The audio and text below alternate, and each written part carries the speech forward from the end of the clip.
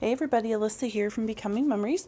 Thanks so much for joining me for another processed video. This one is a little unusual because it is a layout remake, and I just showed you the picture there on the craft cardstock background of what this layout used to look like, and then I tore it apart because I pretty much hated it. So for this little remake, I pulled out a 6x6 pad because I felt like I needed to mix it up a little bit.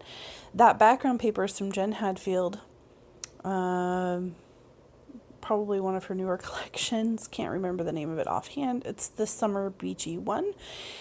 And these papers are from the Everyday Collection. The 6x6 are from the Everyday Collection by American Crafts. So I think what in the end was wrong or not working for me about the original layout was that it was kind of craft and primary. And it just really, with all of that bright blue water, the life jackets, the trees, it was just a little too dull and drab, and it just wasn't really, I don't know, I think it just didn't capture the mood and feel that I wanted for that layout. So anyhow, I tore it apart, and I don't do that very often. In fact, I probably haven't done that in a couple of years, but that was just bugging me so much that, when it's keeping you up at night.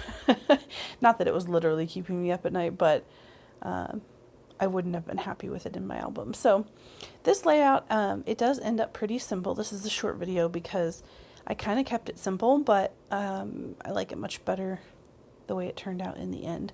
So there are a few bits here that are directly from the previous layout. Those two tags there, the wood grain and then the gingham beside the photo, the word magical, which is a chipboard sticker from a thicker pack, and then I have used a few of the same die cuts. Those are from that same Jen Hadfield. My Happy Life, I think, is the name of the collection.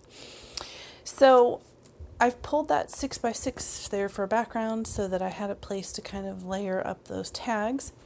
And now I'm looking for white acrylic paint, which I've just pulled out. My plan here is to do a bunch of spatters along the background, so I'm just putting a little bit of white acrylic paint in a little mixing paint tray. And all I'm going to do here is a couple drops of paint and then a couple drops of water. And this is the little spray bottle that I keep on my desk to use for mixed media. I probably did it about 50% paint, 50% water, something like that. Because it needs to be thick enough to really spatter well across the paper.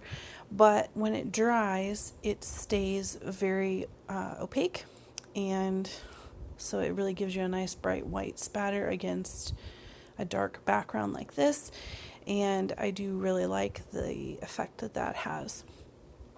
So here I am, stirring. I'm going to cover up my photo.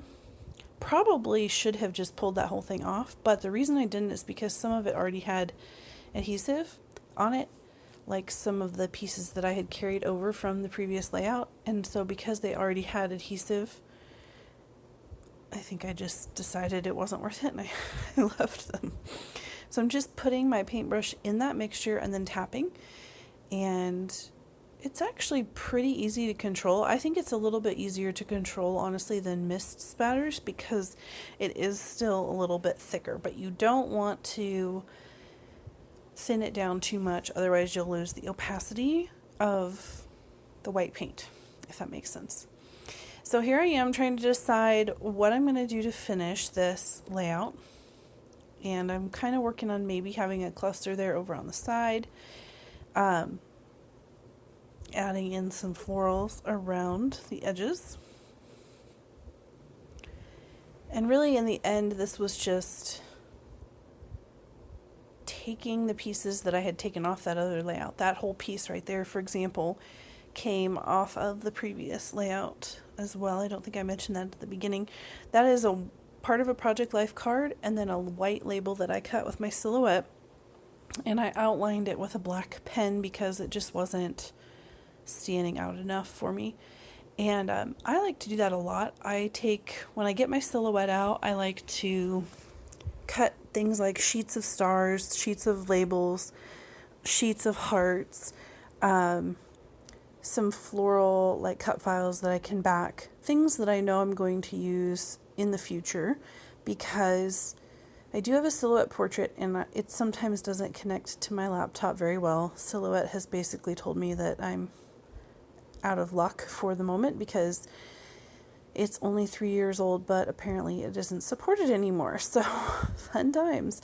So basically every time I want to cut a Silhouette file, I have to plug in my Silhouette to my computer and then restart my laptop, and then it usually connects. But anyhow, that's really a pain. So I will often cut quite a few files at once, at least 5 or 6 when I have it out, and then I use them in future projects.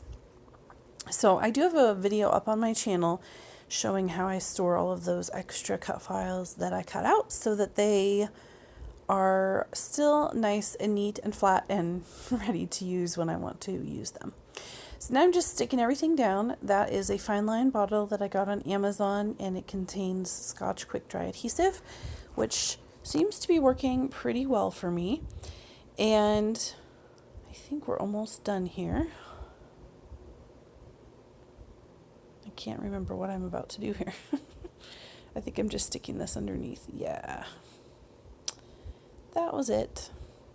So, the lesson that I've learned here is, number one, I don't ever recommend that you go back and redo a whole bunch of layouts. Like, there are layouts, most of the layouts that I did 10 years ago, 15 years ago, I've been scrapbooking for about 15 years now, and most of the ones that I created back then, honestly, they're not my style anymore. They're just not. But I'm not going to go back and redo them because they show how my style has developed. They show how I have grown over time as a scrapbooker and as a design artist, or whatever I'm trying to say.